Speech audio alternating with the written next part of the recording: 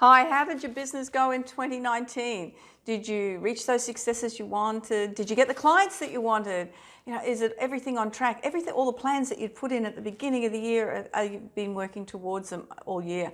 Look, to make sure that 2020 is just going to be an extraordinary year, I've put together a half-day planning workshop, a vision planning workshop on January 10th.